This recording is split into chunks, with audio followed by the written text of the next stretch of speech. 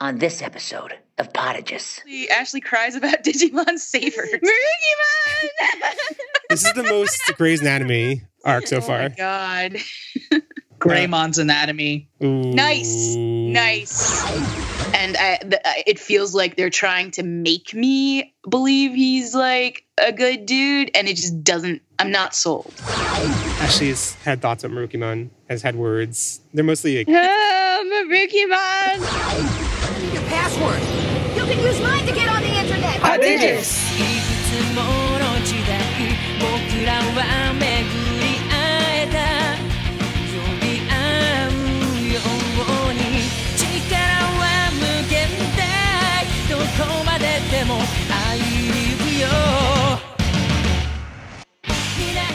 welcome to Potages, episode 504, The Fridging of Frigimon. Digimon Data Squad Merukimon Arc Part 2. Recorded December 3rd, 2017. Potages is your critically nostalgic, analytical tour through the Digimon anime. I'm the misunderstood and unfairly vilified scientist manipulating things behind the scenes, Jeff Ruberg, and I'm joined by our wild child with the body of a sports fan and the heart of a manga fan, Ashley McDonald. It's fighting time? I don't know. Our emotionally distant father figure who abandoned us to wander a foreign world in search of a mysterious omnipresent entity, Asher Softman. Oh, I don't remember if he has any memorable quotes whatsoever. And our secret third DATS computer operator who's been sitting there the whole time, but no one noticed, Andrew Softman. Yo. This week, we're looking at the second half of the Merukimon arc with episodes 19 through 25. So here's a quick recap. In episode 19, The Truth About Keenan, aka Boy Meets Human World, the kids learn that Old Man Digivice is a slacker who never shows up to work. Keenan is depressed by his Ancestry.com results, and Yoshino babysits Marcus and Keenan on a field trip. In episode 20, The Crier Family Reunion, aka What's a Parents? Keenan's dad refuses to see his son because they already got a newer, shinier model. Keenan's angst summons Machindramon's minion to turn his house into Puppetmon's mansion, and the family is broken up by the ultimate evil, government bureaucracy. In episode 21, the Digimon army makes its move, aka Run, Keenan, Run. Gotsumon leads an air raid. Keenan reveals he's the 8th Digidestined and turns himself over to Myotismon, and the mysteriously, totally not evil dude saves the day before Miki and Megumi can do something useful. In episode 22, The Wrath of SaberLeomon, aka Pillow Fightin' Time, Kurata is revealed as the third computer operator girl. Keenan and Marcus have a sleepover, and the team uses Kurata's cheat code to join the Leomon Killers Hall of Fame. In episode 23, One More Digital Dive, aka Gotsumon digivolve into Gonetsumon. Kurata makes it clear he's a villain by proposing a diplomatic mission, too sensible and logical for Digimon. Keenan stays behind because he's confused about his status as a main character, and the team gets rid of Keenan's annoyingly racist friend. In episode 24, The Past Revealed, aka Burning Your Fridges, the team confronts Merukimon and demands to be told a bedtime story about Digi-genocide. Kurata turns out to be evil. Keenan turns out to be human. And Frigimon turns out to be fridged. In episode 25, Kurata's Revenge, aka Say It Ain't Crow, Kurata reveals his Gizmon OC, Do Not Steal, and wipes the floor for everyone until Keenan says goodbye to his Digidaddy and turns his falcon into an ostrich into a crow. I think you meant Say It Ain't Crow. I appreciate that Do Not Steal. That made me laugh in my heart. I couldn't laugh out loud because you told us not to talk over people, and I assume that includes laughing. It's okay, a little bit of laughter is fun. This is a touch of laughter. Just a little bit.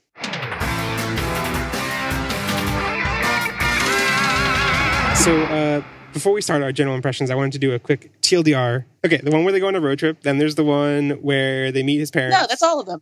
Meet the parents. Then there's the one where Gotsumon leads an army. Then there's the one where SaberLeomon dies. Then there's the one where they go back to the digital world. Then there's the one with the flashback. And then there's the one where everyone gets their asses kicked. Okay, what is our reaction to this arc in one word? Ashley, what's your one word reaction? Sobbing.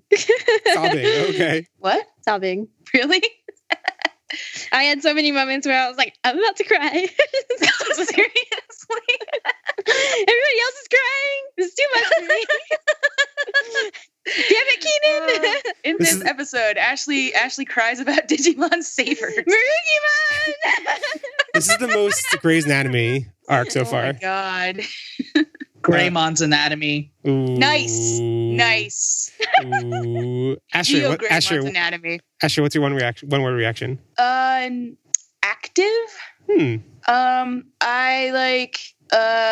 I mean, all right, full disclosure, I sort of was like playing Digimon Links while I was watching these episodes, so I didn't pay as much attention as I could have. Why are you playing Digimon Links? Isn't that what I said? No. He said, "Why are you playing it?" I don't think Ash has gone far enough to be burned by the late game. Yeah, like I'm sort of starting to realize that it's not very rewarding, but it's also like a fun way to kill time when I have internet connection. Fair enough. Yeah.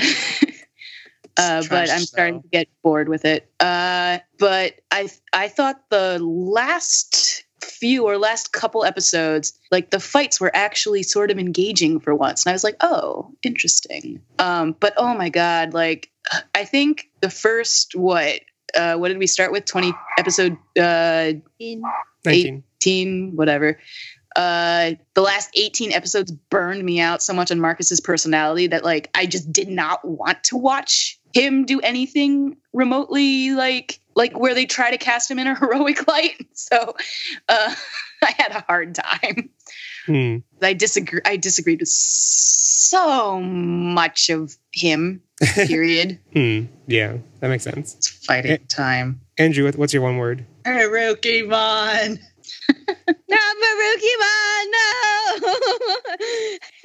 How could you take him from me, Joe? Okay, I mean, the real casualty was not Merukimon, was not SaberLeomon, was not Frigimon. It was Ashley's theory has been disproven because Marcus's dad and Merukimon were on screen together. So you're right. That doesn't mean anything. That doesn't mean anything.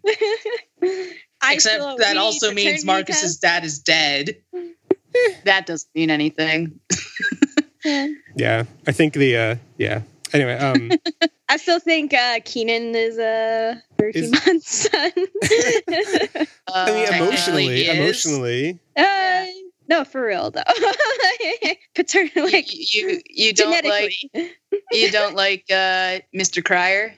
I don't like Mr. Crier. It's not my favorite. There's lots to dislike about yeah, that's true. Mr. Crier. He's just there. There's stuff in ways in which it would be preferable if we weren't there. We'll get to that when we do when we check in on Keenan. My one word is engrossing. I feel like this was my general feeling from this arc was that for one of the first, I feel like maybe the first time in Digimon entirely, the plot has actually been fairly tight and compelling and fit together and made me want to be like, I want to see what happens. And like, I guess first time ever. 5 seasons. 5 seasons. 3 years we've been doing this. Yeah. One movie series that's almost completed. That's basically another season. I mean, Digimon, like the main appeal has never really been the plot. Like the fan favorite season, Adventure, like has such little thread holding it together. It's about the character interactions. The characters. Okay, fair. And for the first time, there's a backstory that has been hinted at and foreshadowed and filled in logical ways. And we'll get to like disagree on this logic. Okay, we'll get to all the ways. There are plenty of flaws, but I think it's the first time where it's like you see there is a floor plan that makes sense, and you're like, whoa, this is like an intriguing story that feels like it was made to be a good story and not just connective tissue for character moments. Although it's relevant to real life. That too, in some senses. Yeah, in lots of senses. It's unfortunate though because I feel like I'm starting to like formulate theories on why the season is not really loved as much as in regards to like all the glowing praise I just gave. I think the main reason it doesn't hold, like people don't remember the season as being great for those reasons. I think because the character, like if Adventure is loved because of characters, I feel like the season is totally dropped the ball on that front. I think Keenan and Merukimon forever.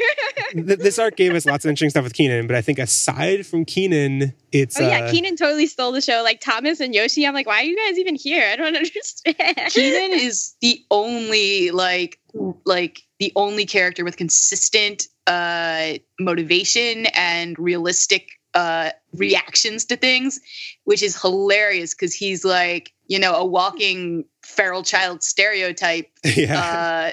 But like only one. He has so much only one I heart. appreciate. He has a backstory. Like, He has A the heart. tragic backstory. He has the heart of a Digimon. yeah, he has the what is it? He has the body that of a human, but the heart of a Digimon. Yeah, I think that's how it works. Yeah. A human with the heart of a Digimon. I do want to just comment briefly on the arc structure. I mean, this arc was kind of like a Digivolution holding pattern. Like we got all the main 3 ultimate evolutions last arc, and then this arc there were no new evolutions until the very end with Cromon, Keenan's ultimate evolution, which I think is fitting. It was like a character-focused arc instead of trying to be like rapid, like, oh, here's a Marcus episode, here's a Thomas episode. I guess there's no Marcus episode because they're all Marcus episodes, but there was like the Yoshi episode, the Thomas episode. Unfortunately. But this arc was more like, here's the Keenan episode, another Keenan episode, another Keenan episode. They're all Keenan episodes. And we liked it. Yeah, I liked it. It's the Yay, Keenan and Kestrel show now. I was going to let that joke fall because I'm like, okay, I can see how technically that joke works. I can see how you can take out this and it's Kel, but I was like, I had no idea what a Kestrel was until I looked it up and I was like, that joke technically works. I just had no idea what a Kestrel was. Okay. It's a type of falcon. And also, I think is pretty interesting about this arc is that they're already taking down megas. And I think it's a pretty good little bit of like a little mini roller coaster that like we saw Merukimon last arc and we're like, how are they going to take down Merukimon? But it was like, okay, they're clearly not going to take down Merukimon. Like, come on, they're going to like find some way to reason with him or something. And then as soon as you think like, oh, they're going to take him down with reason, then SaberLeomon comes in and it's like, okay, well, this is one they can take down with reason, and they do take him down because of some cheat code. And I think in that regard, the Gizumon, Not even a cheat code. They just cheat. yeah. I mean, the Gizumon, I think, are interesting in that regard, that like they're a variable thrown in the mix. Like in a lot of ways, the season is kind of like traditional Digimon evolution patterns, especially compared to Frontier. But then you have like this weird variable thrown in the mix of Gizumon. And I think in some ways it's good. In some ways, I think it's really cool that like some random stray beam hits SaberLeomon and then like Marcus just punches Fang off or whatever. And that's like a nice surprise. But in other ways, I find it pretty frustrating that Gizumon, like one Gizumon AT, which is quote unquote champion level, could, weaken SaberLeomon so much and Merukimon so much, they both die. But then three ultimates are able to take it, like are able to fight on par with it later on. It's like, okay, this is kind of just whatever you need it to be to fit the rest of what you want to write in this plot. That's kind of unfortunate, but yeah. Yeah, And- I don't like them. I think even taking a step back from what you just said about them being whatever the plot needs them to be, I think they cheapen character victories, and I don't feel that we had any victories by our team this arc. Did we? They definitely beat Gotsumon after he digivolved into Meteormon. There was a Zudamon they also beat in the same episode. They beat those don't feel. First of all, Gotsumon was annoying. Gotsumon did nothing wrong. He did everything wrong. Yeah. I think partially the fact that Gotsumon doesn't feel like a victory is that the fact that he actually didn't get any bigger when he digivolved to Ultimate. I mean, I was so glad when Yoshi was like, I don't get it. He just changed colors. I was like, yes, Yoshi, thank you. And like Pseudomon wasn't, he didn't talk. He wasn't like, we didn't beat anyone we cared about except for Gotsumon, and like whatever. I think you cared about I would have been Gotsumon? embarrassed if we lost to Gotsumon. I think there are actually, like, if you look at the like what happened in each episode, there are several victories. Like, I mean, there's also the Hagurumon and stuff, but none of them feel like victories. They're all like, okay, they none of them are beat the thing, substantial. and like when they beat Hagurumon, it's immediately followed by sadness, and then the family being split apart. So it's like it's not a great, we did it well, we won, we're in a good position. It's like a Right. yeah. Oh wait, like is that followed up on? Like, where is Mrs. Crier's? I mean, Well, they're certainly homeless now. That's true. I feel like that thread was dropped a little too hard, but all right. yeah, I feel like that thread was just there to be like, okay, this is the reason why Keenan can't go home, because he's being tried, or because he's like guilty of opening the Digigate. And so but then they later kind of totally, I feel like it was really thin connective tissue trying to explain why Keenan couldn't just go and stay with his parents and be kind of like removed from the arc, removed from everyone else. And they're like, okay, we need to have a reason. And at first I was really worried because I remembered that he didn't stay with his parents for a while, like that he still interacted with them and stuff. And I saw the stuff with Keenan's dad saying like, oh, you can't meet your mom and stuff. And I was like, oh God, is that the reason? Is that going to be the reason? But thankfully that wasn't, I mean, that was still BS and makes no sense. Did we miss our shot for complaining about how they handled everything about Keenan's family? Like family, yeah. Like, oh my God. In what regard? The fact that dies. they repeatedly call his parents his real parents when he like legitimately felt that Frigimon was his real mom and she like legitimately adopted him. It's just Merukimon's his real dad. But I it's accept not that. on paper. I don't care about the paper. It's just like Yeah, no, I just totally agree. completely invalidating non-biological family structures and is just obnoxious and And I feel like it didn't stand out to me so much when everyone else is doing it because it's like I'm just used to people who are from different perspectives not reading that well and being stupid in that regard. But there's a moment near the end of the arc where Keenan himself says, like, I got to meet my real parents. And I'm just like, and I hated it. Yeah, I was like, No, Keenan, don't give in to them. like I can accept that as how old is he? 10? 11, maybe 10 or 11 because he was a Something baby like- 10 years I ago. can accept I can accept like a 10-year-old absorbing what everyone else around them is saying or like not having the proper vocabulary to express what he really means, especially since Keenan's vocabulary is absurdly messed up anyway.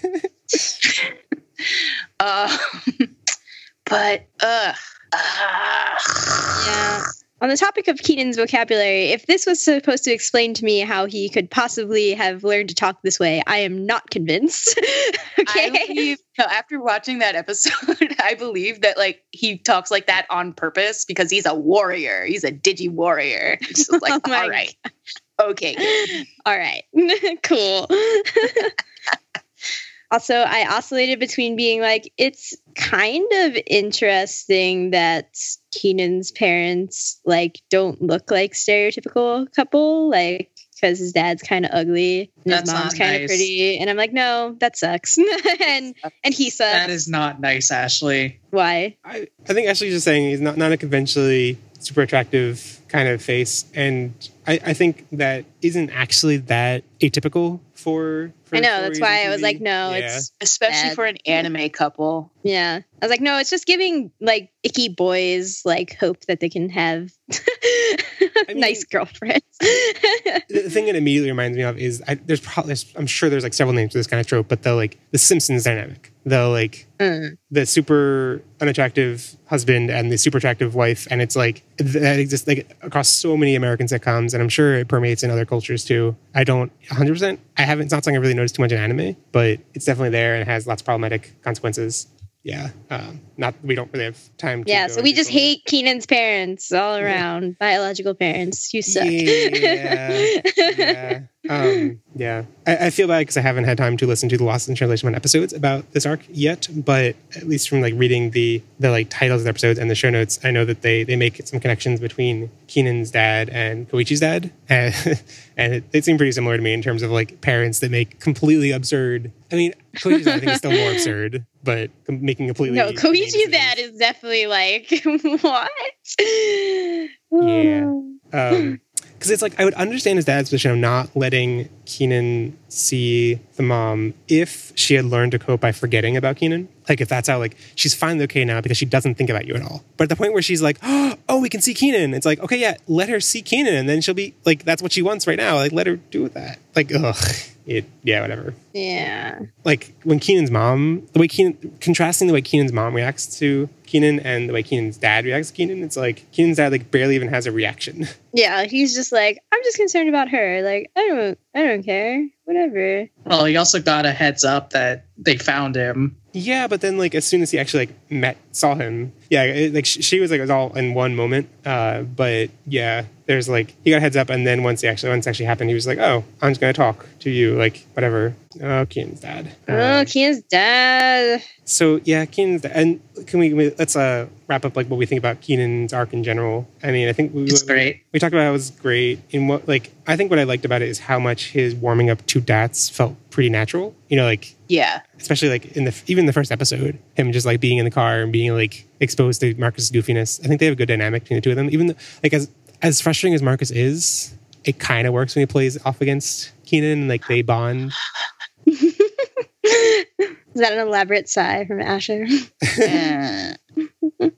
I mean, it just, Marcus, I feel, he has the same problem as the Gotsumon in that he's whatever the plot needs him to be at any moment, and he has no consistent characterization except for being annoying and punchy.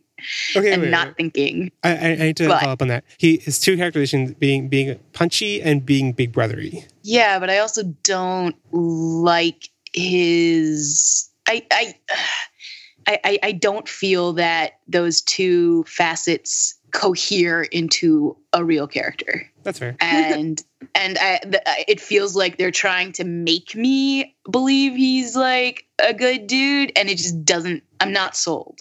So those moments for me were just frustrating. But, you know, like, we're entitled to have different opinions on a character.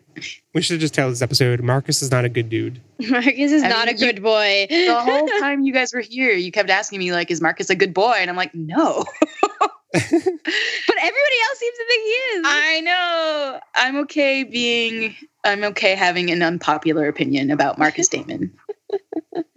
I feel like it's not so much that I like outwardly hate Marcus's shtick of punching things and being a big brother. It's annoying because I feel like the big brother thing is not actually a consistent thing. Like, he will insert himself to protect anybody. So that's really annoying. Like, if he did it just to children, like, maybe I'd be okay with it. But no, he does not. That's not actually. Yeah, that's the thing. Like, okay, I think in some ways that is consistent how he inserts himself to protect people. And I think it just plays off. The effectiveness can vary wildly, can vary from, it actually feels pretty endearing when he inserts himself into protecting Keenan, and Keenan kind of like accepts it and enjoys it and like is warmed up by it. It is incredibly frustrating when he inserts himself to protect Yoshi in the Neon episode. Yeah. And but I also feel like you're saying, I think it is kind of inconsistent at times. Like, there are times where like his being, maybe it's just in regards to when it was just Christy being around. Like, occasionally he would be like, Christy is on his mind all the time. Like, okay, we need to save this Digimon because I need to protect Christy. And other times it'd just be like, okay, that's just not. I feel like that's more healthy. That like he's not thinking about his little sister all the time, but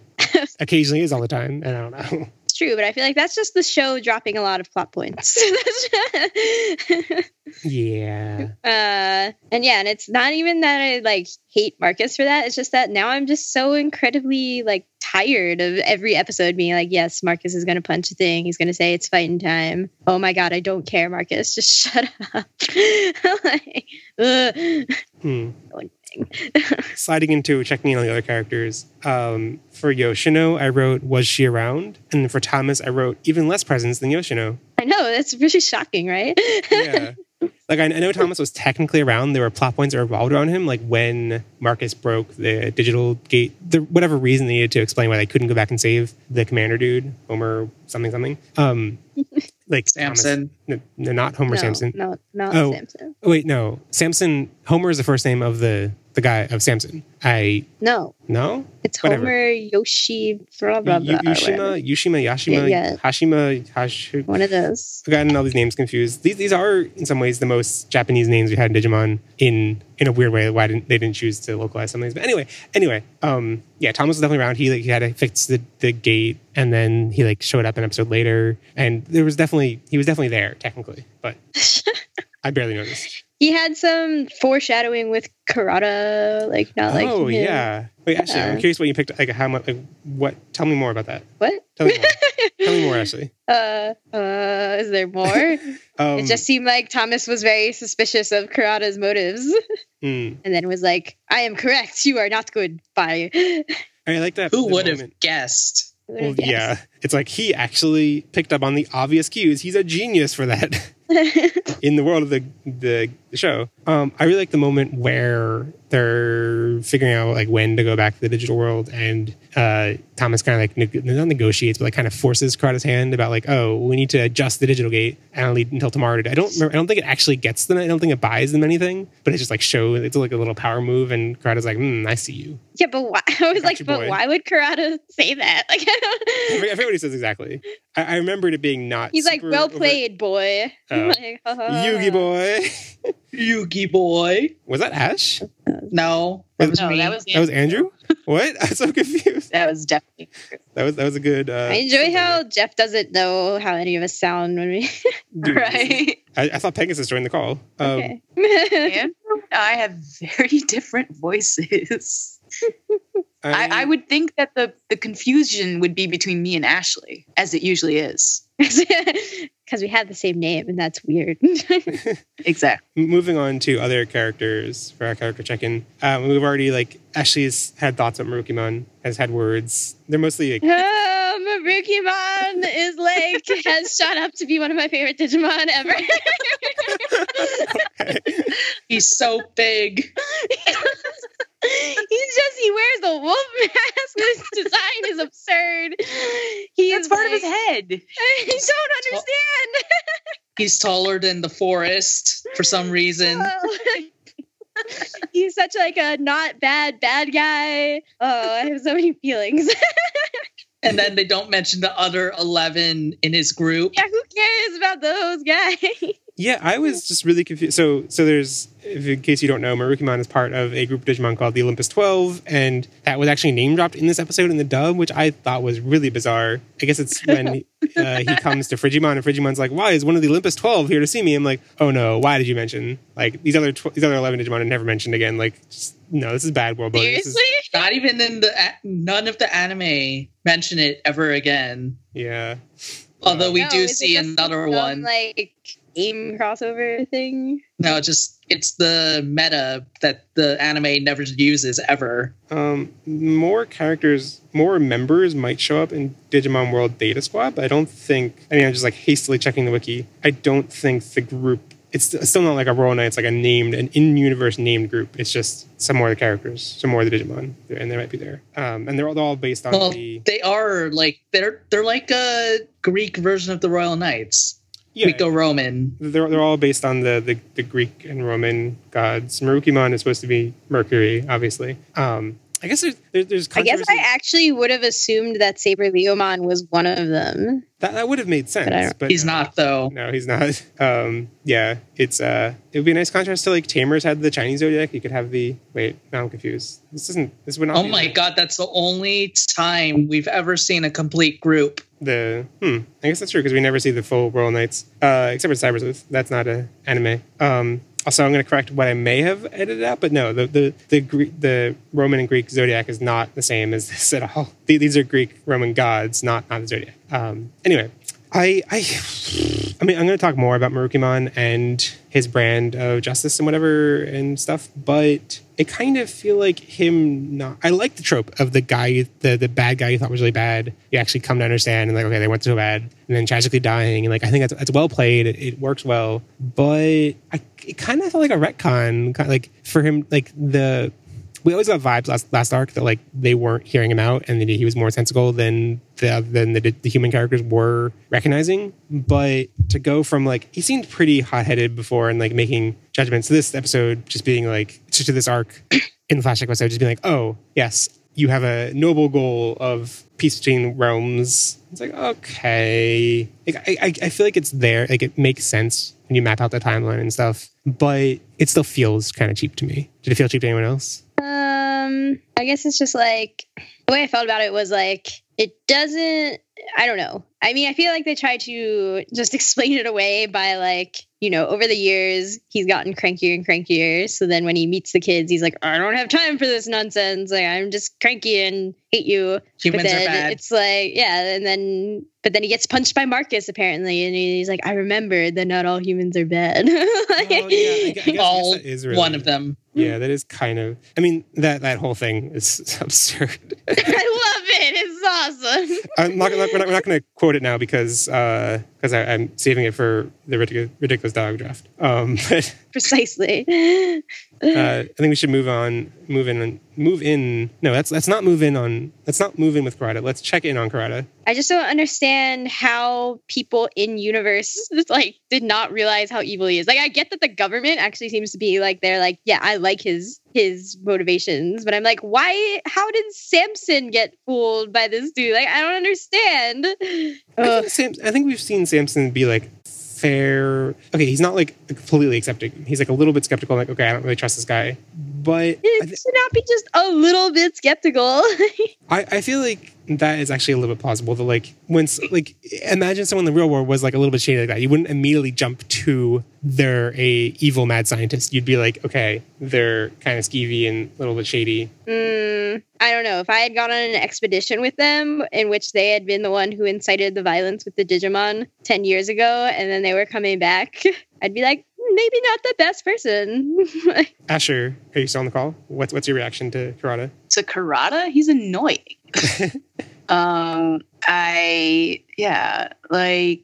He's very obvious and not in a way that's fun to me. Just like, wow, what a completely evil dude. I could do without him, which is unfortunate. Yeah, prepare to strap in. And I'm pretty sure he stays a long time, and yeah, we're not done with the Kurata train. Yeah, unfortunately, 2 more arcs. I was pretty surprised by how much of it. I did not remember his goofball stuff. That humor was weird. I don't know about that.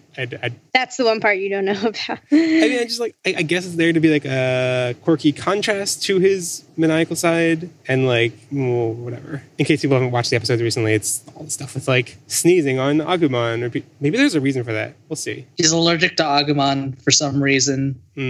I guess that actually, yeah, that is supposed to be the like, he's so evil he like reacts to the goodness in Agumon. Or maybe it's just something on I didn't Agumon's skin. understand that. And one detail I really like, it's a minor thing, it's a really effective use of like showing instead of telling in storytelling, is how Hashima is apparently the name of the government director guy who's in charge of DATS. When he comes in and meets Marcus for the first time, he says that he's heard about Marcus from Kurata, and that's like at the same point where Kurata is meeting Marcus the first time, and it's just an effective like showing how creepy Kurata is, to be like, to know about Marcus and like be keeping tabs on him. And it's never pointed to. The story is not like, oh, Kurata's been keeping tabs on Marcus and he's creepy. It's just like, yeah. Any other characters worth mentioning? He's the most legitimate evil person in all of Digimon so far. Yeah, but he sucks. That too, but he's actually evil. Yeah, I guess. Yeah, no, that's boring. Evil human characters are rare. We've had Ken. Koichi does not count. Koichi does not count. And yeah. I mean, yeah, I got that. I guess Yamaki doesn't count. You don't count Yamaki? Well, Yamaki is just trying to protect everyone. Which you could also say Kurata is doing with his own brand of... Yeah, Kurata in his mind is doing the correct thing. Yeah, that's the thing. But like, yes, he is, but also it's mixed in with an element of the mad scientist trope. Like it's like, yes, he's trying to protect everyone, but it's I don't know. I never know how much I like things playing into tropes and how much I wish it went for a genuine. I just don't know what there is to gain from the mad scientist trope. Like, we've seen it played out so many times in other media. It's not particularly fun. I don't know. Okay, moving on. Yeah, SaberLeomon was there, but then he wasn't. Same with Gotsumon. Gotsumon at least had been, like, I was glad that he left. And I do like what they showed of his brand of racism being bad. Like, SaberLeomon, I guess, had, like, they were on similar page in that regard, but like, I like the fact that like Gotsumon was like a friend of Keenan and was turned on him and all that stuff. There's lots. I think there's interesting dynamics. I was mostly disappointed in Merukimon for not realizing that Gotsumon was like not doing what Merukimon wanted with Keenan. Oh, Merukimon. Dad. Don't be played by. Oh, Merukimon. Don't be played by a little pile of rocks. I mean, what? Come on. A rookie level pile of rocks.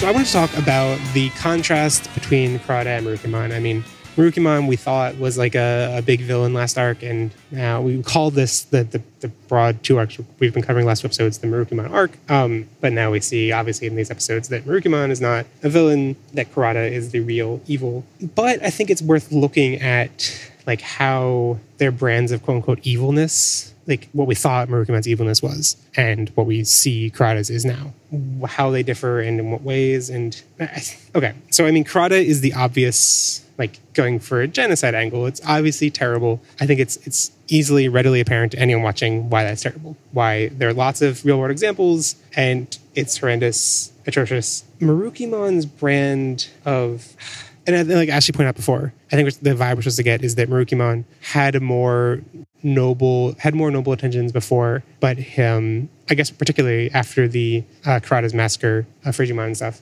his heart, solidified or whatever, and he grew crankier, and so by the time we met him at the beginning of last arc, he was much less accepting of humans and whatever, and Marcus's punch fixed him of that, whatever. But I feel like Merukimon's brand of quote-unquote policy, we'll get more into politics later on, but like his isolationism it's harder to like see as obviously bad, but I think it is in some ways a lot more relevant to our current climate, and like we don't think of it's not as easily vilified as genocide, but I think the isolationism, though, like we should both just stay to our own realms and I will make sure the status quo is upheld. I think it has lots of dangerous real world consequences, and that's why I'm a little bit uncomfortable with like the broad brush that's being painted in these episodes of like Merukimon did nothing wrong, he was good, and I'm like, okay, but like the status quo he's been defending. The conclusion you got? I feel like the show was kind of pushing that. I don't think that redeeming him in the end necessarily made it like he did nothing wrong throughout that entire time. Yeah, I guess that's fair. And I think in terms of like redeeming at the end, I think there's an interesting contrast to Juchamon. And because I think Juchamon's the other like one big example in Digimon of like the trope of a bad guy that you think is really bad and then turns out to not be so bad in the end once they learn more about him. Still an asshole. Right, but I think about Juchamon, a lot of things about that feel really lacking. I mean, a lot of people come away from that. A lot of people come away from the impression from the Deva arc with the impression of like they just killed all those Devas for no reason. Like they go and talk to him and then they just like convince him. And I think that's, on the one hand, overlooking how divergent their worldviews were and how racist Juchamon was and how racist and evil the Devas were too. But I think it's fair, like in the show, it plays it off as like just that dramatic buildup of like, and we finally face the big bad guy. Oh, and they've convinced him. Okay, thanks to like Azulaemon scolding him. Like it's weird. It's weird setup, and I feel like Merukimon avoids that by killing him off in some ways. That makes it so you don't have to deal with the consequences of him just being like a nerfed, he's been convinced by Marcus kind of thing. But also, I think the actual key player in this is Gotsumon. That after Merukimon's been hit, or after we see Merukimon's turn, we see the flashback of Gotsumon. We see flashbacks of Gotsumon that show that Gotsumon was racist and like that was actually rooted in Gotsumon's personality the whole time. And like we see Gotsumon clearly being painted with a bad brush after Merukimon, after we see what was redeeming about Merukimon. It shows that like there were flaws to Merukimon's guidance that he raised and like fostered a personality like Gotsumon, and I think it makes it a lot more believable. But I guess like from a like gut emotional satisfaction perspective, the main thing is that Merukimon is taken out of the picture, and so it's like it adds a tragic angle that I think it makes it a lot easier to accept than Juchamon. Yeah, I'm trying to formulate something in my mind about like Gotsumon and whatever. Because I definitely think, yeah, that's the point of it is like, Merukimon had all these good intentions, but at some point strayed. And so you see it mostly through like he's trying to hold up the facade of still believing in those things. But Gotsumon is like, no, clearly this is not working. So he like turns and goes to SaberLeomon. Well, I think Gotsumon is kind of like, is the representation of everything that's gone wrong with Merukimon. Like Gotsumon is the young rookie level child Digimon that has been raised by Merukimon's worldview for the past whatever. Like he's shown being kind of like equal with Keenan in terms of, I mean, he doesn't accept Keenan as a Digimon, whatever, but like there's similar levels of like maturity and whatever. And yeah, I feel like so it's showing that like Merukimon has that facade of being noble, whatever, but like what he's actually raised is Gotsumon. And Gotsumon, the logical conclusion of that is that he goes to SaberLeomon instead. So okay, but then you also have to be like, he also raised Keenan, and now Keenan has done like the redeeming thing is that like both came out of it in the end. So. And another angle that I find kind of frustrating about the contrast between Kurata and Merukimon is this like contrast. I think the show painted in these episodes, the last couple episodes, about the contrast between like the traditional traditional fisting. Oh god. What the heck? The contrast between the traditional fighting with fists versus fighting with lasers. It's called fist fighting, Jeff. I wrote fist fighting in my notes, and then I read it as fisting. Oh, God. Classic Jeff. Oh god. But yeah, like I feel like what the show has kind of said indirectly is that like the fighting between Marcus and Merukimon, like in the last arc, we were like, oh, there's a scene, there's so much tension being raised, like the worlds are coming into heads, and it's really bad. There's going to be all this conflict and blood spilled. But like I feel like the conclusion of these episodes is like, oh no, once Marcus and Merukimon keep fighting, they actually come to understand each other. And once they punch each other, then they'll understand each other, and they're shown with the Marcus's flashback too and all this stuff. Whereas contrasted to when the punching was just actually a fist bump the whole time. Yeah. It's just a fist bump. But contrasted to Kurata's level of fighting, which is wipe out the Digimon for good. And I guess you kind of say that like the traditional fighting did not Kurata, without Kurata's permadeath, the kind of fighting they were doing before wouldn't have permanently killed the Digimon. But I think the show is kind of erasing how much memories being erased and starting over again is basically character death. Well, it also just keeps eliminating any mortal danger for humans as well. It's like, could the Digimon kill a human? Like, humans have permadeath. That's just how humans work. And it's kind of a funny, considering how much adventure, I think, kind of stupidly thought about that, like with like Tide being like, oh, we can die in the digital world. Oh wait, no, we can't. Oh, we can. Oh, whatever. Saber's answer to that is just Marcus punches Digimon in the digital world and doesn't care at all. Who cares? Yeah. That's a bad answer. I disagree. Yeah, they just totally sidestepped that. That's totally frustrating. But yeah, I don't like the message it teaches that like that the traditional, I guess all it's going for is like traditional thing is good, newfangled technological thing is evil. I guess it's not like going for message here. It's just setting up an obvious contrast to paint Kurata's methods as being evil. But I don't know, the message is that like if you fight with your fists, like I think that is definitely a thing that it's been said many times before, that like punching with your fists, you get to understand a person. You like men learn by fighting each other, and it's like I think there is that a glimmer of truth there in that like quarreling with friends, you can become closer by not avoiding all fights and like coming to learn about each other through fighting a little bit, like showing your true colors, fighting a little bit, and then resolving things and then moving on. I think that's a fair point. But the other consequences, conclusions, Ashley, are you gonna say? No, No. I think there are ways to have conflict without fighting. And I know you don't mean like fist fighting, but I don't know. But you keep going. I just don't I don't feel it. I also just don't feel like it works well as a metaphor for friendship. Like, I feel like if anything, it more, especially like the conflict between Dats and Merukimon feels more like an inter-country conflict, and like to brush it off as like, oh, well, the countries were just coming to understand each other better by murdering each other's citizens. Like,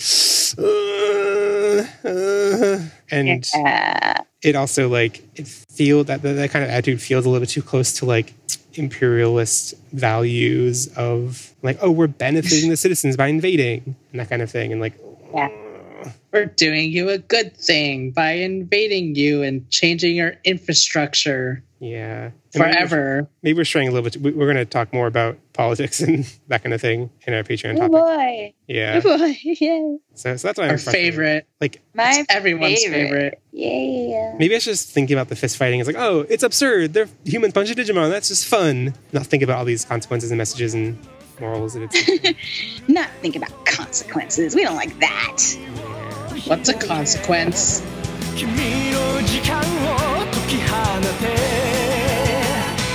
So now we are starting our game show Gattai segment. The current score from last episode was me in first place at 89, then Ashley in second with 87, then Andrew with 22, and Asher in last place with 0 points. Yeah! Because you bet everything on the Miki versus Megumi, double or nothing, and And got nothing. It was a strategic decision. I don't regret it. and so just a reminder, once we get to Price is Right style rules, the way the Price is Right guessing works is you're trying to guess the closest number without going over. So as soon as you go over, you get eliminated, does not count. And so generally, strategically, that means that if someone's guessed 40, then their best strategy, if you think it's around a little bit above 40, is to say 41, because then the person who guessed 40 can only get it if it's exactly 40. And if you think everyone's guessed over the number, then you can guess 1 and trump everyone. That is how those rules work once we get to it. And so the first lightning question, the question is, who would spend the most on Cyber Monday? The choices are Marcus, Yoshino, Thomas, or Keenan. And we each are going to have 3 seconds to guess who was the first place winner. Okay, so, and these orders, the order is me, then Ashley, then Andrew, then Asher, based on our points. Okay, so me, 3 seconds. Yoshino. Ashley, 3 seconds. Oh, wait. Thomas. Andrew. Yoshino. Asher. Thomas. Okay, the correct answer was Thomas. What? Who got that right? Me and He Asher. has the most money. Yeah, he has the most money. He's a rich boy. Okay. But now, he's smart. That, and he's the nerd. Now we're going to guess so he's first place. That means people guessed at least 20. So there have to be at least 25% of the vote going to him. Now we're all going to guess Price is Right style rules, what the total vote was for Thomas. Okay, I'm first. 40. Ashley. 41. Andrew. 30. Asher. 1.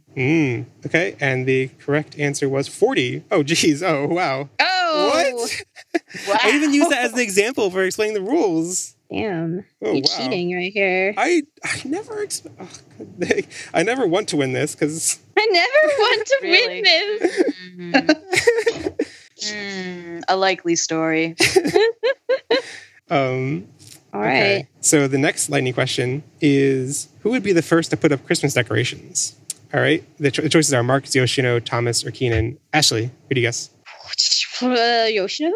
Andrew. Marcus. Asher. Yoshino. Correct answer was Yoshino. So that's Cast. Asher, right? Oh, Ashley, you got it. You guessed 2, right? Okay. Yep. And now guess the percentage, at least 25%. Ashley.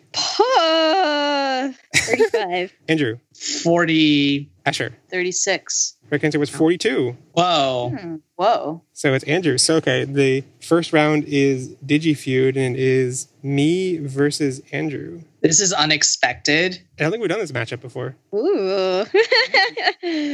Welcome to Game Show Gattai Digi Feud, where Jeff sort of weirdly cribbed the rules from Family Feud, and I don't really understand how that works. Today's contestants are Andrew and Jeff. So what you do, guys, is we're going to ask you a question, and the first person to buzz in with their mouth gets to say an answer. And if that answer is one of the top 4 answers given by our listeners, you get to choose whether or not you continue guessing all of them or pass to the other player. You have 3 strikes, and if you don't get them, it will go to the other player. And if they guess all of them, then they get all the points. Is that correct? One modification: when it goes the other player, once you've gotten 3 strikes, they only get the 1 chance to steal. They either get that one thing. If they get that one thing, one more. They get all the board, points. They get all the points. If they don't Right. get that one more answer, then they don't get anything. It goes to Right. the first player, right, Ashley? Yeah, it I think goes to the person who had it initially. Yeah. Gotcha. All right. Is that it? Yeah. All right. Are you ready for the question? Hit us. Andrew, are you ready? Possibly. All right. You ready? Okay. Get your buzzers ready. Question. What is the most emotional death in Digimon seasons 1 through 4? Which means Adventure, Adventure 02, Tamers, or Frontier? Bzz. Andrew. Sam. Ooh. Okay. Jeff. Oikawa. Ding, ding, ding. Woo. That's Oikawa was 4th with what percentage? 17. 17 points percentage. I don't know. Same difference. Yeah.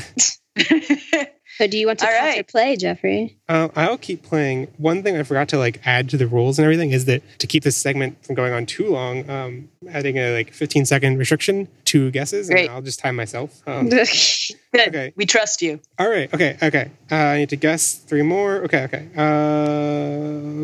Wormmon. Ding. Ding, ding, ding. Okay. It's number 1. Ooh, number 1. Okay. 2 more. Well, how many points is that? That was 24. 20. Who else dies in Digimon?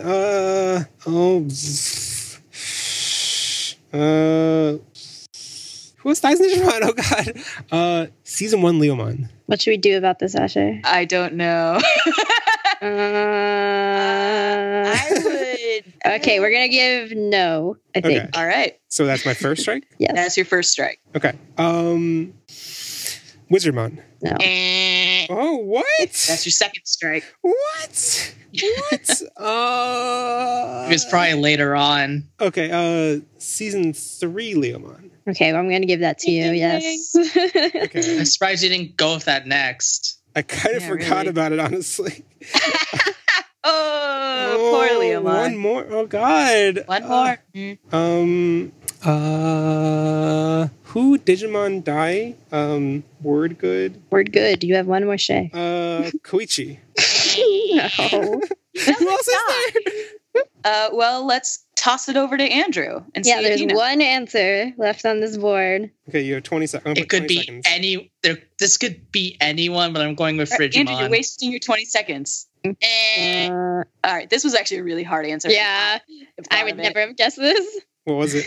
Should we tell them? So, first of all, Jeff gets all those points. The Oh, does second he? place answer, was Numamon Machine Dramon kills. So this is season 1. And all the Numamon swarmed Machine Dramon, and then didn't War Greymon just kill them all? No, Machine Dramon killed all the Numamon, right? And then Yeah. Lord Greymon killed Machine Dramon. Right. It's been a while. How would It's been a while anyone since get we did that? season 1. Yeah, how many people voted for that? No, I have a theory that there is one person who repeatedly does the Digifeud The June. polls The June and voter. and just puts in these random answers until they think it's reached a critical enough Okay. percentage We need to be in the top. I hope we find a way to avoid that because this was a little bit unfair, I think. This one, yeah. Look, I'm looking now, how the answers are submitted, and there is a string of that same answer being submitted in a row. That should be Yeah. impossible. Well, It looks a all little worded differently. sketch. They're all worded differently, but Really? yeah. Mhm. That's I'm not still buying that. Yeah, that's suspicious. Yeah, that's cool. more than a little suspicious. I might look into I- next I've- time, Shame on you. That's how I think, June gets up there and Dingy and all these weird answers that don't. Audacious listener. Yeah. So I'll look into whether we can have IP, restrictions so that only one person from each IP can vote or something like that. Might be possible. Interesting answers. Creepy guy at the end of 02. Ash Ketchum. Takato's dad's dream of having a pet. No one thinks about how his dad doesn't get a pet anymore once Gilmon goes back. And the reason we hesitated on Leomon was because Dizzy had written Leomon was a common answer, but probably 80% of the answers were just specifically about Tamer's Leomon. So initially I thought you would just say Leomon, but then you Yeah. specifically said season 1, so we were like, no. I should have I actually said would've- Leomon. I would have given Jeff that one, actually, but I think Ashley made the better choice. Well, I got 58 points, so that's still pretty good. Yeah. Okay. I'm still in So third Jeff place. continues to kill us in this game that he invented. Yeah. Oh, okay. I forgot a crucial detail of the whole guessing the answers to lightning questions is that if you get it right, you get 5 points. So that's why Asher's gotten 10 points already. Asher! I would like to thank the Academy. What about your family? Do you thank your family? No. Oh. Oh, Do you thank your friends at least? Sure. sure. Now I'm even sadder. Now on to lightning question number 3. Who is best boy? The choices are Samson, Yushima, who is the director guy, Spencer, or Kurata. Oh. Spencer is Marcus' What? Yeah. What Okay. is this? Okay, we have 3 seconds. I'm going to guess I got in Spencer. trouble with Jeff the other day. I'm Spencer. Andrew. Definitely not Kurata, so Samson. Ashley. Spencer. Asher. Also Spencer. The answer was Yushima. What is wrong? No, with okay, you nobody got that listeners? right. Yes, it's not Kurata. What? Like, I guess everyone just trolled it. I mean, the question itself was a troll, so I guess it makes sense that everyone Yeah. trolled it. Everybody's just trolling everything now. It's hard. Oh boy, okay. So now we have to guess the percent. So no one got it right. Now we all have to get the percentages, at least 25. Oh, God, I messed it You up. messed it up. Did everyone see that? I saw it. No, I saw it. I didn't. I broke things. All right. Jeff Just was not- scramble the order randomly. Whatever. But then we saw the number. Oh. Yeah, I don't know. Okay, let's all. So I accidentally hit the wrong thing on the board, and we all saw that Yushima, or many of us saw that Yushima got 46%. Let's do Kurata. Yeah, we're gonna vote for Let's do Kurata We're gonna instead. guess for Kurata instead. Oh, Okay, Okay. so I will guess 3. Andrew, 16. Ashley, 4. Asher. 5. Okay. Correct answer was 16. What? Whoa! That was just a guess. Oh boy. Okay, so Andrew won that one, getting it right on the nose. Whoa. And lightning question number 4. This is I'm just going to reveal the question now. It's, which is the better, DATS computer operator, Miki with purple hair or Megumi with blonde hair? This is our recurring question so going from 501, 502, 503, we're just going to list off Miki's answer percentages. So she went from 64, 59 to 71. So now what do we think? So who do we think won? Nikki. I'll say Miki. Miki. So I'll just go Miki and be right. Correct answer was Miki. Gas. Yay! You all get points. Fine. Now we Except have to guess Andrew, because percentages. he's not guessing. Oh, yeah. I forgot about Oh that. yeah, Andrew's not qualified, so you should just delete. I'll just delete his row for you. Let's call him. I've been Okay. deleted. I didn't Okay. even turn into a Digi-Egg. So now we have to guess percentages. I will guess 71. Asher. 50. Asher. 51. Correct answer 76. No, I don't want to play again. This is some BS right It's me here. and Oh, Andrew. no. It's the revenge of Andrew. Oh, no. I have pressure because if I lose, Jeff wins even more points. There's no pressure. I think at this point we have all resigned ourselves. I've resigned myself. All right. I've definitely resigned myself. I'm like, I could win. Oh, no. So, welcome to the poorly named Prediction Jurisdiction game, where our 2 contestants are once more Andrew and Jeff. Weird. This time it's Andrew and Jeff. Last time it was Jeff and Andrew. All right. Okay. Well, something's still rigged here. The point of this game is to guess what your opponent / teammate, I suppose, has put in as the answers to this question. Both of you have put in your answers. Which of you is going first? I guess me. You're guessing for Jeff first? Yeah. Sure. Right. So, are you ready? Are you ready, Andrew? Yeah. Okay. Here is the question, which you already know. But listeners, the question is, how would you rank the first 5 Digimon goggleheads? For those who do not know, somehow, those are Tai, Davis, Takato, Takuya, and Marcus. So how do you think Jeff answered? Okay, Takato is definitely first. Tai, Marcus, Takuya, Davis. Okay, let's see. How'd he do? You got 3 correct. You mixed up Ty and Marcus. Really? I wavered on that a little bit. Yeah. All right. Jeff, are you ready? Yeah. All right. What did Andrew rank these guys? I think he did what he predicted I would do. I think he did Takato, then Tai, then Marcus, then Takuya, then Davis. Ashley? Wait, what? Takato, Yeah, then repeat Tai. that more slowly. Takato, Tai, Marcus, Takuya, Davis. Jeff, you got All of them literally wrong. nothing. Okay, what was Andrew's actual? What did Andrew get? Okay, wait. I've put this in backwards. That's why. Yes, you have. I can see the confusion. Yeah. Should I just read it? Should I just Andrew read what? has Tai, Takato, Davis, Marcus, Takuya. So I got nothing. Yes, you got nothing. I believed in you, Avocado. Andrew. I knew you would put Ty first. And Davis middle? Davis is great. He just does dumb I things. don't know why you thought he would put Takato first. This is what's very confusing to me. I was banking on like him going off of like projecting when he guessed for me. No, No. I'm not you. On most of the recent fantasy draft things we voted on, Andrew just been like, "Yep, Jeff's answer." So I thought it had a chance. No. Jeff, I feel like I am the person most likely to project my own things onto other people in this. No, I do that too. Yeah, I probably know not everyone the alone. best out of everyone because I think listen. that is actually true. That's Listening is for disturbingly suckers. true. Okay, so now Andrew is very good at this game. Andrew has the chance for the double or nothing. I don't because I got 0 points. All right. No, No, you're not You don't gonna want to do it? no, I'm not risking this. Okay. Well, for listeners, the All question right. was who was better, Miki or Megumi, and But he already said no. So so he said no. That was a good choice because I answered incorrectly to mess him up. You put Megami? Yeah, I put Megumi.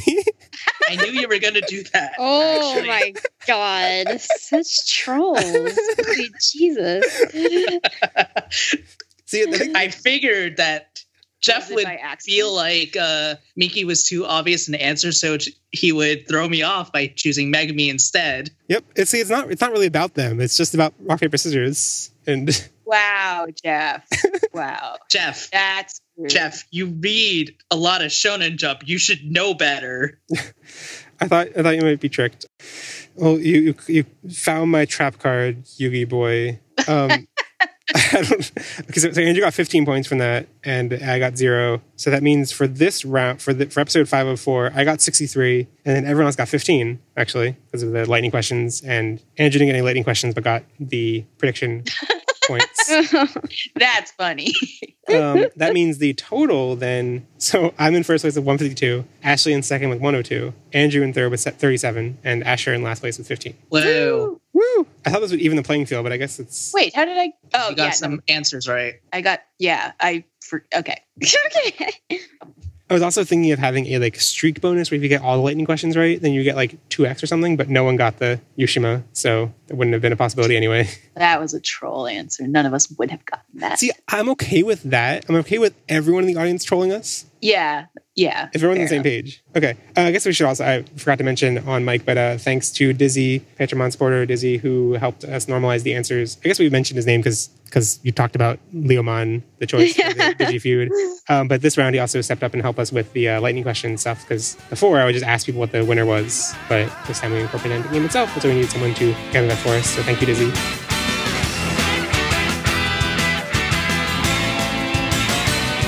All right, so moving on. Now we have a Patreon submitted topic from Andy Lucimon / Tamer Theory. And I paraphrase a little bit, but Ash, can you read? So, Digi cultures collide. I noticed a similarity with these episodes to the Iraq War after reading American Sniper by Chris Kyle. Basically, one culture forcing themselves on the other is prevalent within DATs.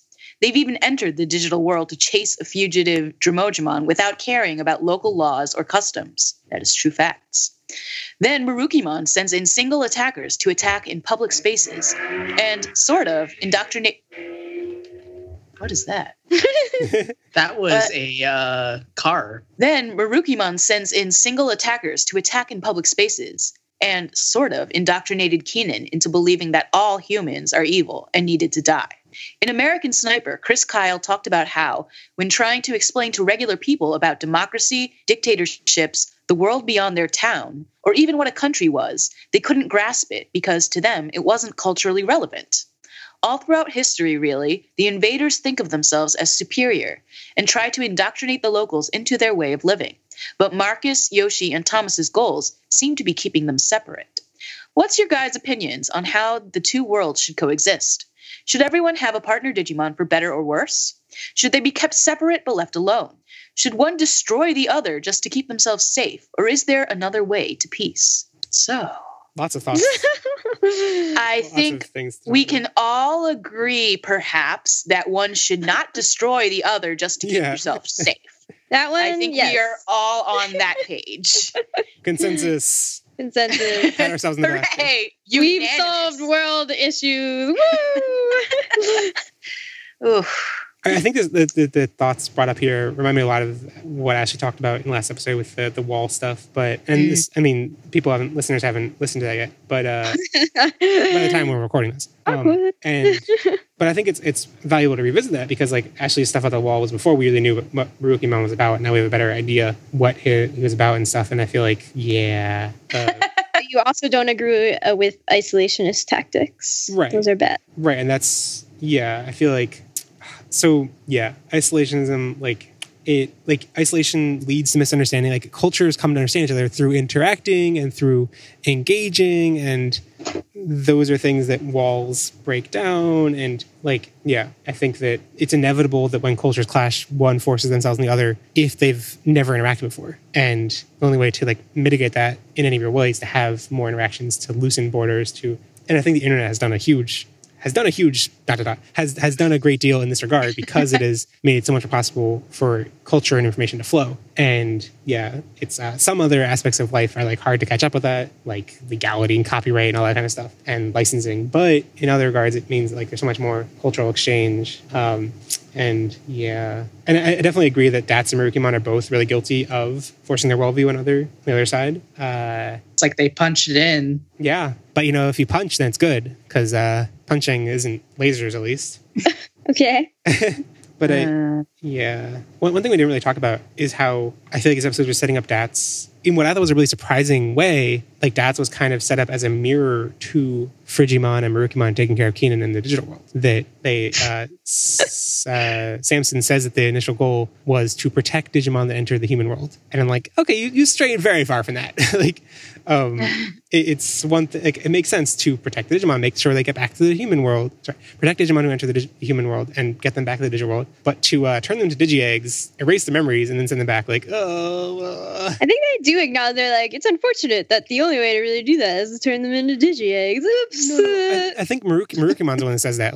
Oh. He's frustrated. He seems frustrated by that's what the status quo became. But that's I guess another way of forcing the world. Okay, these are just Digimon. They don't care. Doesn't matter if their memories are erased. They're still alive, quote unquote. Let's send them back. We don't care about the memories because I'm just imagining if Keenan had come back as a 10-year-old ever with no memories, they would have been Wow. They destroyed him. This is terrible. But do Digimon, it's totally fine. Yeah. It's just data. Data is a thing. So I guess it's fair. Both sides kind of drifted from their goal. Dats drifted from protecting the Digimon and Frigimon. I think it's Frigimon no longer there. No more Frigimon. And then that side more represented by Merukimon, and Merukimon growing hardened and less accepting of humans. But I think the question about coexisting is an interesting question because I think there are two different ways to think about this. And the first one is literally the literal scenario Digimon in the universe set up of Digimon Data Squad in every other season. And I think in Data Squad there's a demand for closeness between the two sides. I don't the fact that we see Digimon responding to human emotions is I think a clear sign that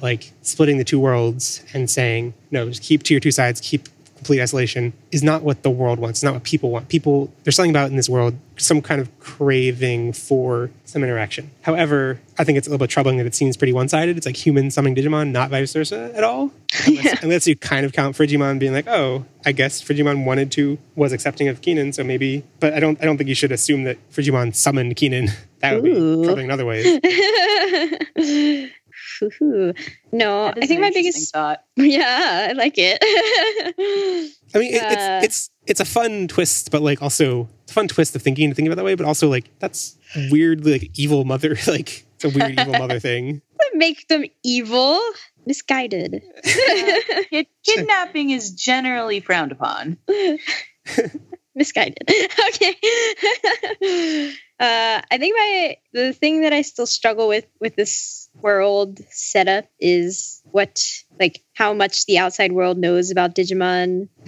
And Like, if so, in what context? And like, right, that would clarify a lot of like how would the two sides interact if we had like any representation of how other people feel about it. Maybe we know more, but otherwise it's just like, oh, they're Otherwise it's just like it's a manifestation of their worst feelings at a time, but that doesn't mean that they should have animosity towards that Digimon. And then Dats erases their memories, and I'm like, okay. I don't.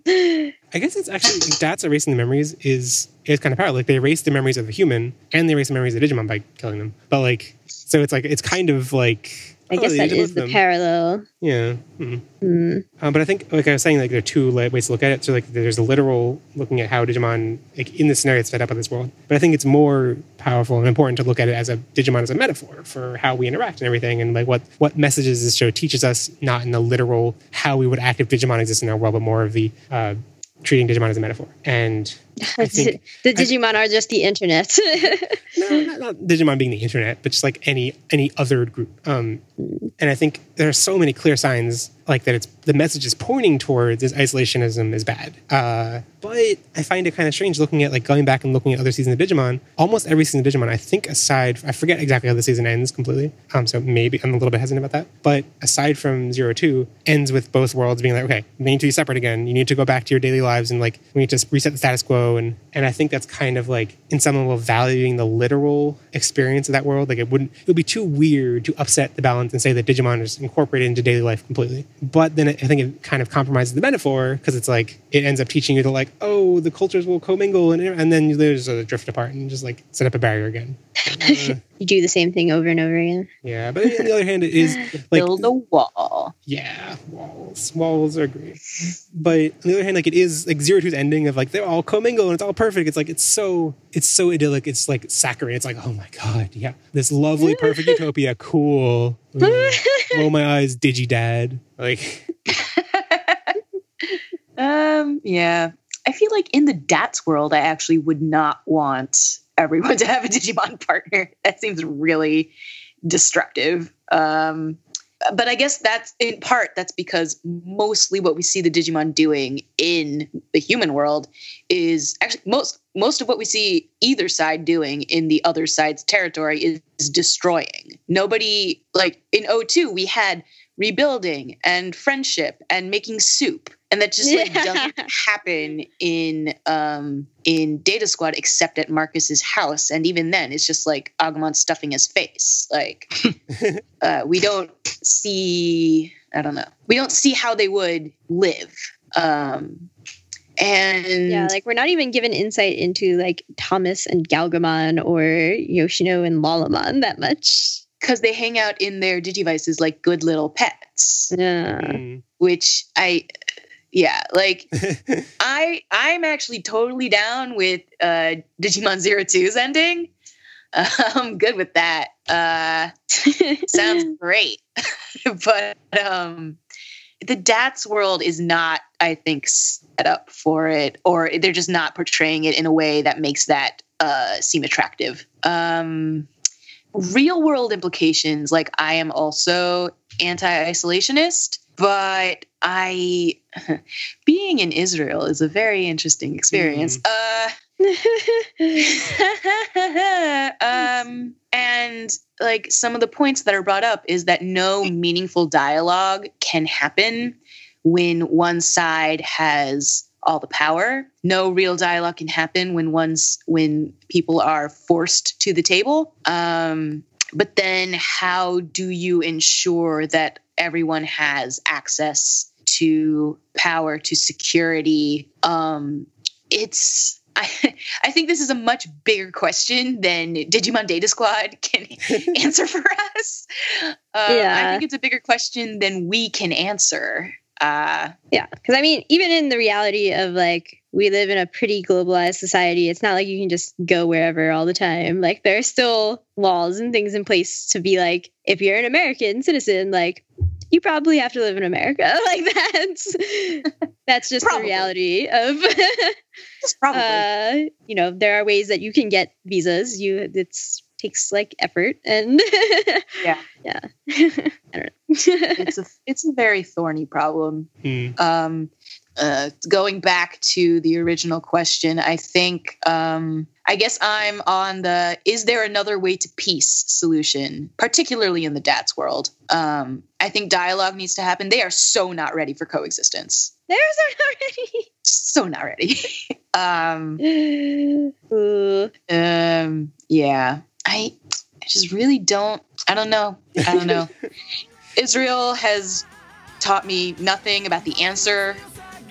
Only more questions. Only more questions. Oh no.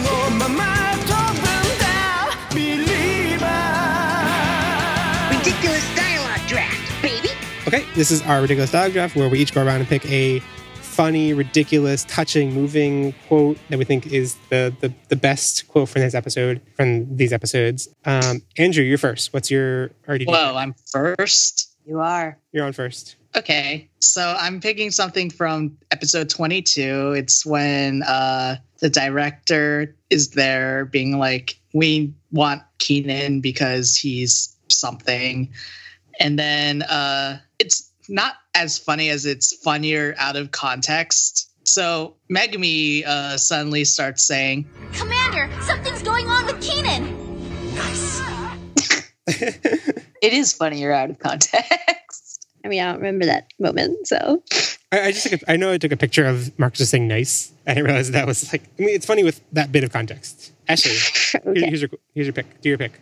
Me. Okay. I'm actually going to pick a touching one, but also I think the way that Falcomon says part of his line is funny, like the initial part of it. That was episode 21, which is the invasion episode, and Keenan's trying to like give himself up or whatever, but then Falcomon comes and rescues him. And Keenan's like, Falcomon, why you come back? Why do you even ask that question? You're my best friend, Keenan. Now I don't have a world I can go back home to either, just like you, Keenan. oh, sad. Also, you said that line funny. Ha ha ha. That was cute. I'm gonna pick. So I'm third. I'm gonna pick. This is a quick honorable mention. So we haven't mentioned it at all. It's not really my pick, but I just we need to talk about it. I guess I haven't listened to the Japanese episode yet. But in episode 24, the flashback episode, when they show the flamethrowers and the sound effects they use for the flamethrowers in the dub. Oh my god, here it is. Did you guys hear anything? no. Well, that's I muted it. Okay, that's why. Okay, here's the sound effect of the flamethrowers in the dub. Oh my god! Pew, pew, pew. It's not even like it's like a laser. It's like a laser pew pew pew, and it's like, oh my god! Because lasers are better than flamethrowers. You can really cover up the genocide with that. Yeah. Okay, my quote is from episode 24, and is it 24 or was it 25? I wrote it down as 24. What happens? I think it's actually 25, and it was in the preview for 20. It was in the preview that was in episode 24. And it's just like the delivery, Marcus's delivery, and the absurd, like it's the most extreme. It's not really funny. It's just absurd. And it's just Marcus talking about Kurata after Kurata's revealed his true colors, and Marcus is like, "You're the lowest of the low, Kurata. More snake than human." I really liked Jeff's rendition. All right. I don't know episode numbers because YouTube is actually really bad. Not it YouTube. totally is. What is it called? iTunes is really bad about keeping that. It doesn't even give me them divided by seasons correctly. So anyway, this is from The Wrath of SaberLeomon, episode number 22. And it's after Marcus wins custody of Keenan. Basically. And Marcus says, That's what I'm talking about. You've never talked about that. Oh yeah, I pointed that out to Jeff when it happened. I was like, "What is happening? Why is Thomas here? Why is Thomas scared? Oh boy, why is he being snarky?" It's still it's at DATS HQ, so but yeah. So those were our picks. Go to Digimon, go to the polls, putages.com/504 to vote on your favorite one and tell us who is right. Sorry, I'm just setting up. I feel like we have to quote the Merukimon one because we said we were going to, which is just that in episode 23, I guess, one of the episodes, Merukimon says, "But when he came in contact with me, when that fist hit me, my strongest beliefs were shaken, and I began to wonder if perhaps humans weren't all evil," about Marcus punching him in the face. No, wait, no. There was an extra angle to it that if I chose it, I was going to pick that. Before that, Merukimon's like, "I can't stop thinking about that human," and Gotsumon's like, "I don't think we should talk about this." And I'm like, "Oh yeah." It read to me so much as like I don't understand. someone like, and maybe it's because I recently watched an episode of Blackish that was all about like a gay family member and the family being like, we're not talking about this, but it read as Merukimon being like, I have a crush on Marcus, and Gotsumon being like, I don't want to know. Oh boy.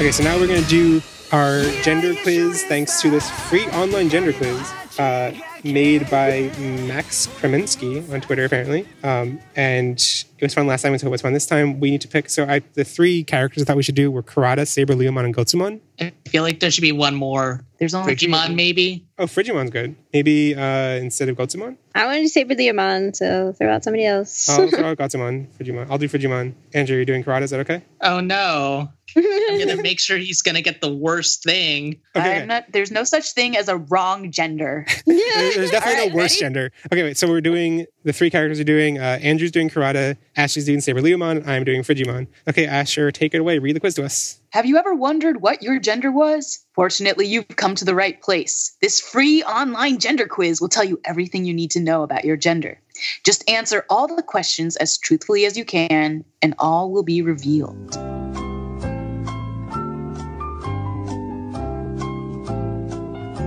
All right, what are your answers? So I got Ashley with SaberLeomon. No, Ashley with SaberLeomon. I got cactus. Your gender is a member of the plant family Cactaceae, a family comprising about 127 genera with some 1,750 unknown species of the order. There's too many science words in here. The word cactus derives through Latin from the ancient Greek letters cactos, a name originally used by Theophrastus for a spiny how long is plant. this essay? Identity is not certain. Cacti occur in a wide range of shapes and sizes. We get it. Okay. That's the end of it. Andrew. Wow. Andrew, Kurata. What gender is Kurata? Well, Kurata got the top hat. Oh, wait. Frigimon also got the top hat. Whoa! No. Oh, no. I'll read it. Oh my, says, a little old-fashioned, aren't we? This gender was one of the original three, standardized in 1919 at the first meeting of the International Union of Pure and Applied Gendistry. It's fallen a little out of favor since then, but back in the day, this was the gender to have. Good to know that Kurata and Frigimon. I actually agree with the oh my, a little old-fashioned, aren't we? They both are a like- little old-fashioned. Except in extreme ways on either direction somehow. I don't know how we ended up with this scene for that one. That's so bizarre. That is bizarre.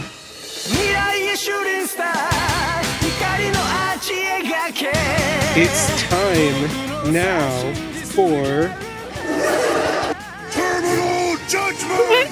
I don't know why I played the laugh track first. First, let's any stray thoughts on this arc? Any unanswered questions since I cut that segment out for time? I don't understand why Keenan's mom went anywhere remotely close to the Digigate with With a their baby again. other child. Yeah, I was like, no. Oh god. Madness.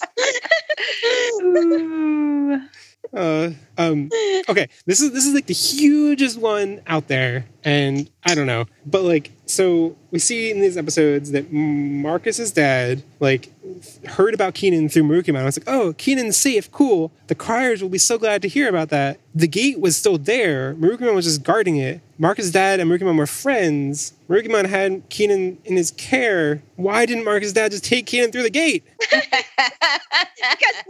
Because Merukimon wanted Marcus's dad to go meet King Jasil. I King Jasil thought is you were totally going to not end that God. question with Merukimon just wanted Marcus's dad. Just like period. Ooh. Send us the fix. Yeah, send us the. Send us the fix. I don't get it. Oh God, Andrew, there's too much to explain. No, I don't know the fix thing. I don't get it. Like FICS. FICS. Oh, There you go. I still don't get it. But so, like, I when Ashley and I talked about it a little bit offline, and like I was like, okay, maybe I guess what is probably being hinted at as the reason is that at that point Merukimon had already heard from Frigimon that Frigimon was like, I will take care of this child, and so he was like, I will respect Frigimon's decision. But no, that there should have been some more hashing out there of like Marcus' dad being like, Yeah. it's not cool. Yeah. Yeah. I they're stray thoughts. I really like to go back to the Digimon and they just skip over everything until the throne room. Like they okay, we've done this one before. You don't need to hear all this detail. Let's just go right to the throne room. That was pretty cool. It's retracing steps. Question: how did Keenan get there so quickly? Oh, he wasn't that far behind. He can fly. Yeah. Also, I like how the evil Digivices have wires. Like, it doesn't really make any sense. Like, they're more technologically advanced. It shouldn't be less. Well, maybe they're communicating more data, whatever. But like, I like using the lo-fi aesthetic as like a sign of evilness. To like the original Digivices are like pure because they transmit things through the air, but the old ones are like, ooh, evil wires. Wires. Oh, actually, good question. How did Kurata even get the schematics for a Digivice? It's possible that was just through that's public information to DATS employees or something. I don't think it's public information though. To DATS employees. I mean, like, it could just be something that like he had access to as a researcher associated with the organization. It's not out of the realm of possibility. Also, I don't have time to go through this in full, but I think Kurata's attack and the timeline of it, his like attack on the Frigimon village, as much as I like the plotting of this whole season so far, and like I explained it as being really tight and intriguing and stuff, I think actually it's a pretty big misstep to have Kurata's attack then have permadeath, have Gizumon then. Technically, he had Gizumon, not Gizumon AT. It was like the whatever lowest form. Just Gizumon, yeah, just Gizumon. Apparently. But I think it doesn't fit. Like, Kurata, how was it spelled out? Like, Merukimon said, like, at various points they say the tension between the digital world and the human world happened because of that attack, but they don't show it. Like, they show the status quo of that's sending Digimon back and stuff happening before that attack. And then they say the attack happened, and then that stuff keeps happening. So it's like, what did the attack actually do? And there is some stuff later on that I went and looked on the wiki, and there is some stuff that is actually explained. There is something that does happen that we can't get to because of spoilers. But from what we've seen so far, like, there isn't really much that happened. And I think having permadeath then doesn't really add much. I think it would have been a much more interesting angle for that to be Kurata's new, like, because why has Kurata been silent all these years? Like, presumably like 5 or something years have passed since then, and he's just back now randomly. He does have some other plan with whatever that thing he was in the tank, but like, I think it would have been more dramatic if it was like permadeath didn't exist back then. Maybe Frigimon was killed and reborn with no memories, and so wasn't related to Keenan. Like, it was like, I don't know you. That would be tragic too. And this new thing that Kurata comes in with permadeath, like, that could still be done. And I don't know. I just feel like why was Kurata attacking Frigimon's village? It was just like random revenge, attack one random Digimon village and then you're done. Like, what was his goal? Why was he doing it? He just stopped after one and then didn't come back for several years. Like, it doesn't make any sense. I don't know. I mean, if he did everything at once, it'd be hella suspicious, and then he'd probably be arrested. But that's what he's about to do.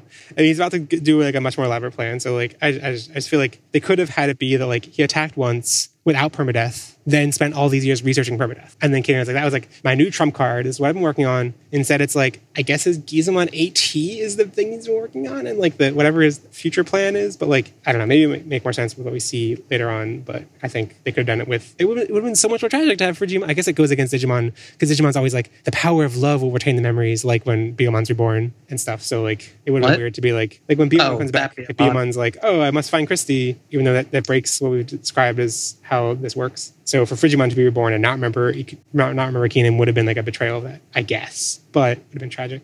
Yeah. Should we lock in our MVPs? Yeah. Ashley. Merukimon. That should have been obvious. Asher. Keenan. Andrew. Sarah. Whoa. No. Keenan and Sarah. That could have been a joke. What? How? Keegan. Huh? Wait, no. What am I trying to say? Keenan and Kel. No, not Keenan and Kel. I know that. No, the band, Ashley, with the sisters. Tegan and Sarah? Tegan and Sarah.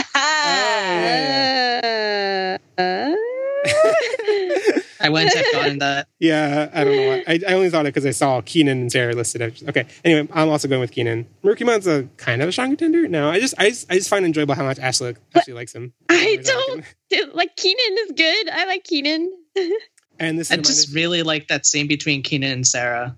I don't even remember that scene. I actually did not like that scene. I was like, Keenan, I was with you until you literally started hallucinating Frigimon onto Marcus's mom. I'm not really cool with that. Okay, I don't remember that. Oh, yeah, no, that part. happened. No, I'm talking about the talk. Oh, on the when roof. they were up on the roof. Yeah. That one's okay. That one's good. This is a reminder, if you're listening to this within the week the episode comes out, you can vote. You can submit fantasy draft picks for episode 505, and if you pick characters that we pick as our MVPs, you get points, and you can win something at the end of the season, a DVD box set of the season Digimon Data Squad. Before we close out, Ashley, predictions. We had some old questions from that we were using the last couple episodes. They're, I guess, moot now. Like, who is Marcus's dad? Who is the old Digivice dude? And what happened 10 years ago? There's all answer now. Yes, it's all Merukimon. But so some new questions. Where do you think the story will go next? What happens to Kurata? When will Kurata be defeated? Who is the final villain of the season? What do you think? Okay, so the only thing I really know is that apparently this Olympus 12 thing is not a thing again, and there are royal knights. There are? That's what everybody keeps telling me. So I kind of assume that Kurata has to be defeated by a royal knight, and that kind of pisses off Dats. Like, now they're just in an all-out war with royal knights. Yggdrasil has been name dropped, so he's a thing. They're a thing, whatever Yggdrasil is. It's King Drossil. No, I don't accept that. So Yggdrasil is probably the ultimate big bad, probably. Like, Yggdrasil's will is the big bad, as per usual. Okay. When will Kurata be defeated? In the next chunk of episodes, probably. If not then after that. I mean, spoiler, we broke the season up into Kurata Part 1 and Kurata Part 2. No. And this is Merukimon Part 2, so he has 2 more parts. Oh, damn. Oh, boy. Ew, that sucks. Okay.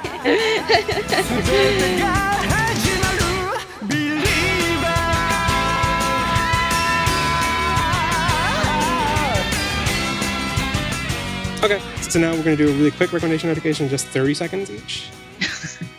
I can't remember what I recommended last time. You should keep a list. I'll go first while people are thinking about what to do. I'm going to recommend Terrace House. I recommended it once before, but by that point, I only watched a couple episodes. Now I watch a bunch more. I was kind of watching it as like learning Japanese, and this time I just gave up and watched it subtitled. And it's a lot better when you can binge it because you get experience a lot more. And the thing I really like about it is it's just a chill reality TV atmosphere. There's not really much there's like a little bit of competition, but it's not like dramatic, and people just leave when they want to leave. And there's like a weird generational aspect because people just come and go and like get to experience all these different rounds of people, and it's cool. It's very chill and cool. All right, Ashley. Okay. I don't think I recommended this before. Maybe I did. I'll go with Millennium Snow, the manga, because I actually thought it was only a 2-volume manga, but it's 4 volumes, and the second 2 volumes are so good. It's by the Oran High School Host Club manga author, and yes, and then so the first 2 volumes came out before Oran, but the second 2 volumes came out after Oran, and oh boy, it makes a big difference. All right, that's all I have to say about that. Okay, Asher. I would like to recommend an absolutely horrendous cartoon anime thing called Neo Yokio. Oh my god! It's created by Jaden Smith and I don't know, the guy that writes something Vampire something. Vampire Weekend. Yeah, that. Oh yeah, music guy. It's watch it with friends. Don't watch it alone. I'm disowning you. It's so funny. So I don't think we mentioned this in the podcast yet because we haven't recorded, but when we were in Israel, we watched all of it, and Ash at one point was just like, can we become a Neo Yokio podcast instead? Yeah, can we? I'm disowning all of you. It was so funny. It was pretty funny. We definitely enjoyed watching it all together. Okay, Andrew, 30 seconds. I'm just going to recommend garam masala, which is just this mix of spices that is good in all curries. Also, I can't stop making curry. Please send help. Send it to me. I'll help you.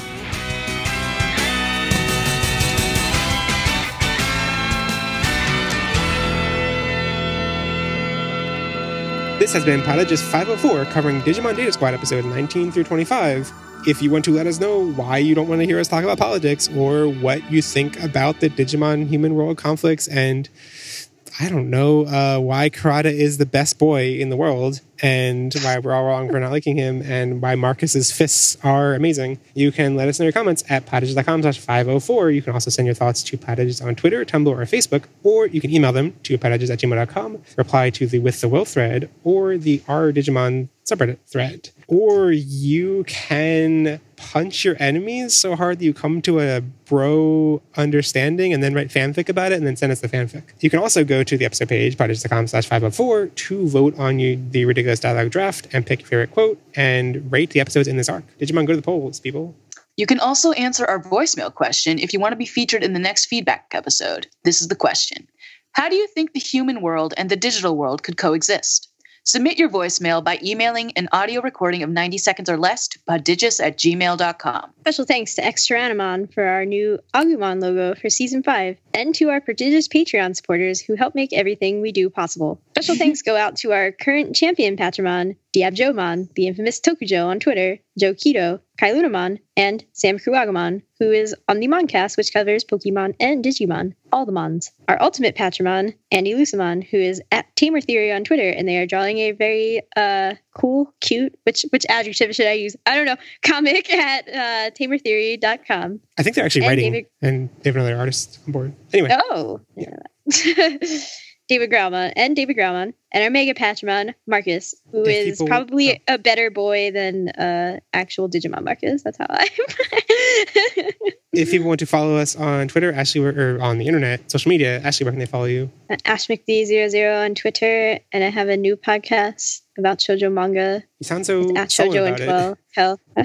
Anyway, Asher, where can they follow you? Asher Dashery at Tumblr. Andrew. At Drew Softman on Twitter. And check out Poddigits on Twitter, Tumblr, or Facebook to get updates about stuff. Maybe not Facebook so much, because I've been frustrated with Facebook lately. Anyway. Share the podcast with friends who believe in finding a dialogic solution to world conflicts. And don't share the podcast with people who devalue alternative family structures. And join us in 2 weeks as we test drive some biohybrids with Data Squad episodes 26 through 34. Bye. Bye. And remember, never stop digivolving.